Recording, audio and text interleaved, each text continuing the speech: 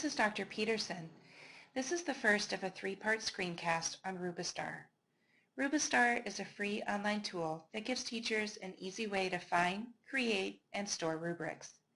You can browse existing rubrics made by others. You can see examples of categories on RubiStars, ones in science, music. There's even a category on multimedia and technology. Or you can create your own. So let's do that. Let's create our own rubric based on a template from the repository in RubiStar. Let's say you want to do a blog assignment in your classroom and you want an assessment tool. Let's say you want to do a rubric. So we're going to type in blog in the search engine and see what we get. You're going to notice that there is an extensive library of rubrics in RubiStar. So if you're picking one of the more common topics, you will find that you will have a lot to choose from, sometimes too much. So in this example, we have over 2,000 rubrics that are found, with the topic being the blog. So I did search some of these page results and found one that would be useful to use for this demonstration and honestly to be useful for a class that I might have.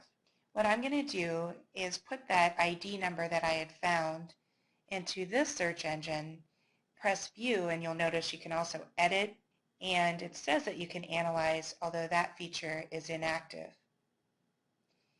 You can access it with the rubric ID if you have a login, so you can see the login up here on the right-hand side. So you have to establish an account. The only thing that you need to offer other than an email address would be a zip code because they get some funding from the U.S. government. You'll also notice, by the way, that underneath this rubric ID that there's this link, which is not an active link as well. This how to make this rubric interactive. It's enticing, certainly, but it is not available.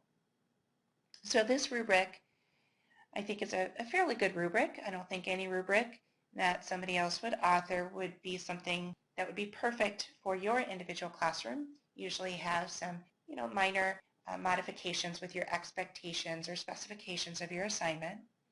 I usually like to keep my categories of rubrics to 4, and there's 5 here. So when I look at this, what I think I could do is I could combine required links and video embedded properly into a technical element category. I also would change the point allocation to something that would fit my class better. So in order to modify this rubric, it's not intuitive. You need to print the page, save the page as an HTML file. I'll go ahead and save that on my desktop, and then open up Microsoft Word.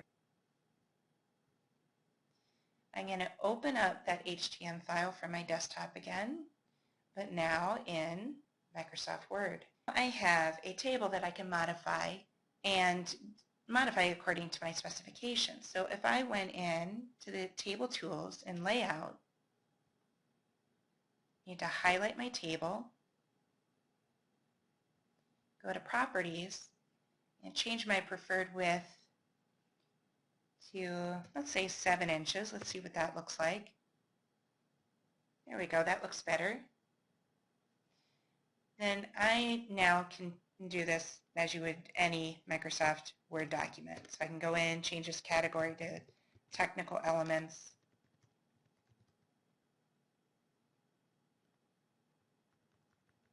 Cut and paste.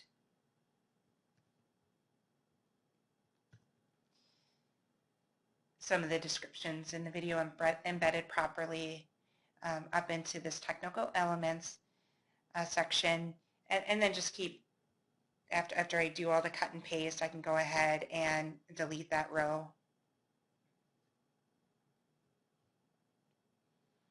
I can change the point allocation, or even if I just simply want to do an exceeds expectations,